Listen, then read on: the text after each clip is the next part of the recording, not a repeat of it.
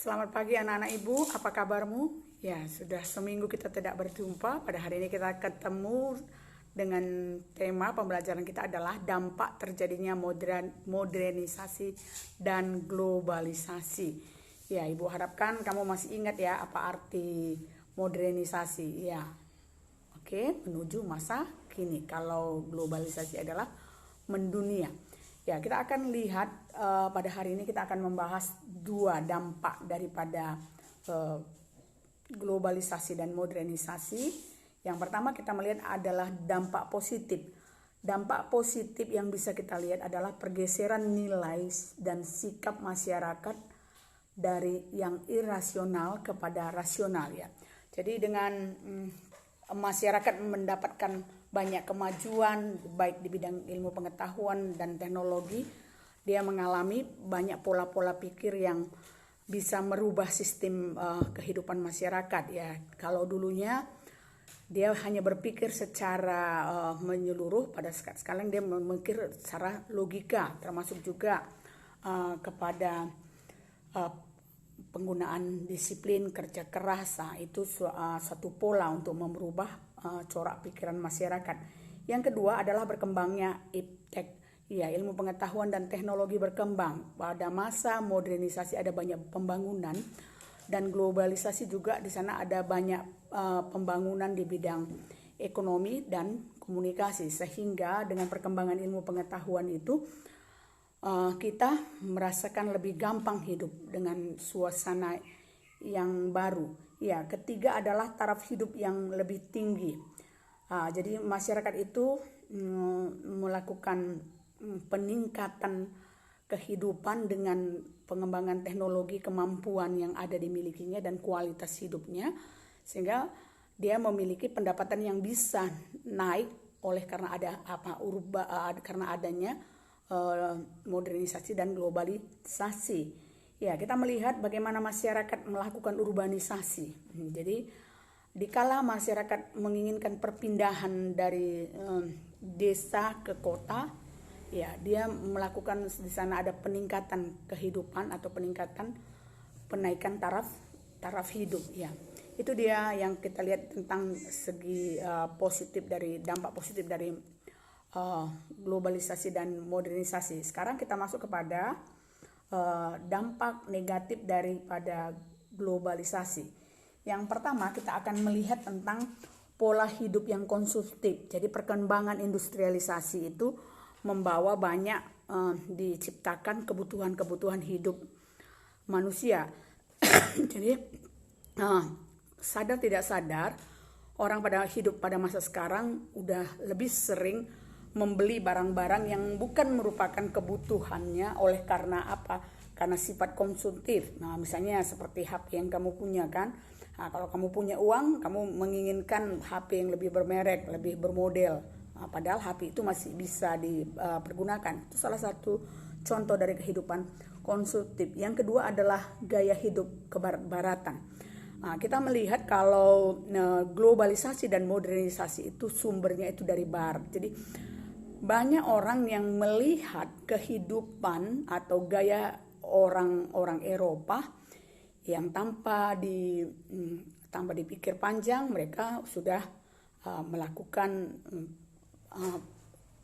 pengikutan ataupun mengambil gaya kehidup mereka itu secara kebarat-baratan yang disebut dengan westernisasi. Jadi dia itu proses perubahan seseorang itu atau kelompok itu tanpa memilih ya, pokoknya itu budaya barat ya, dia membuat gaya barat ya. Contohnya seperti kalau biasanya kalau orang Indonesia kalau sarapan pagi ya mungkin dengan nasi goreng, tapi mereka ini sudah mengubah gayanya dengan makan roti, minum susu, makan daging.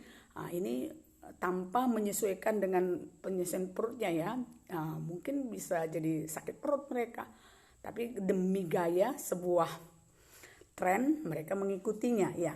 Yang ketiga adalah disorganisasi sosial ya, proses memudarnya norma dan nilai di dalam masyarakat. Jadi di sana di dalam masyarakat itu terjadi di sana kegoncangan ya, norma, nilai, kebiasaan. Jadi seperti termasuk juga itu di dalam proses disorganisasi itu ya, masalah orang yang suka kawin cerena. Nah, itu salah satu contoh daripada dampak negatif. Nah, karena mereka itu kurang memahami norma-norma yang sudah berlaku. Mereka merasa usang. Nah, kita lihat lagi hal yang negatifnya lagi adalah kesenjangan sosial, budaya dan sosial, baik itu budaya.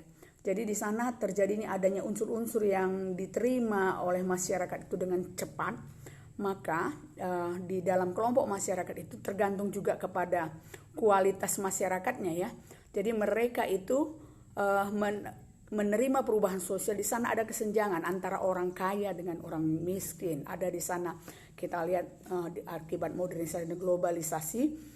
Orang-orang yang berkualitas hidupnya lebih jauh meningkat, sedangkan orang-orang yang tidak berkualitas kehidupannya jauh lebih rendah, termasuk juga dengan gaya hidup atau budaya mereka.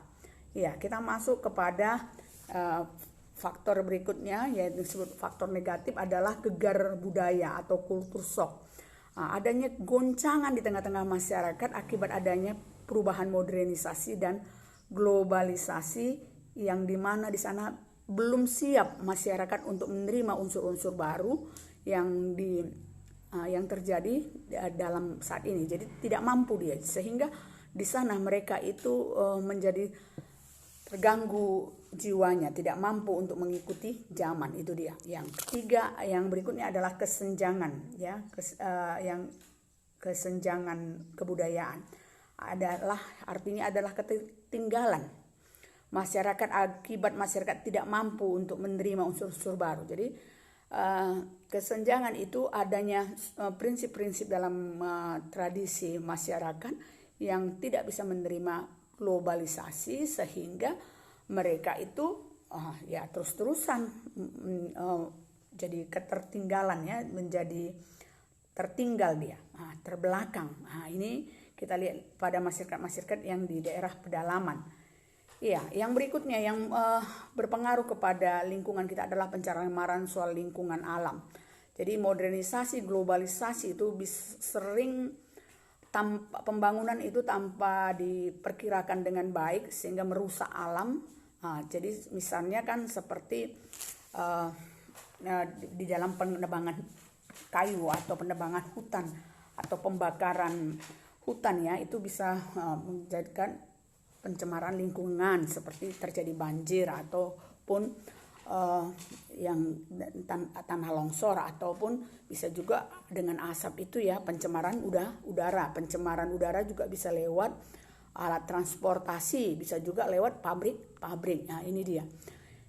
Yang berikutnya, akibat negatif daripada globalisasi dan modernisasi adalah kriminalitas. Itu adalah kualitas dan kuantitas modernisasi. Artinya tingkat kemajuan zaman dan kemampuan masyarakat di dalam kehidupan modernisasi dan globalisasi itu mengakibatkan adanya timbul sikap individualis, ya. Jadi sikap persaudaraan, keluarga itu sudah menipis, sehingga karena adanya di sana persaingan yang keras, ya, yang tinggi, ini sering juga memicu tingkat kriminalitas. Jadi maksudnya supaya bagaimana dia bisa mendapatkan mencapai tujuannya dengan baik, itu yang diperjuangkannya tanpa melihat norma-norma yang ada di dalam masyarakat. Oke, anak-anak Ibu, inilah bahan kita pada hari ini. Ibu harapkan kalian semua rajin belajar, ya. Salam sehat, sampai ketemu.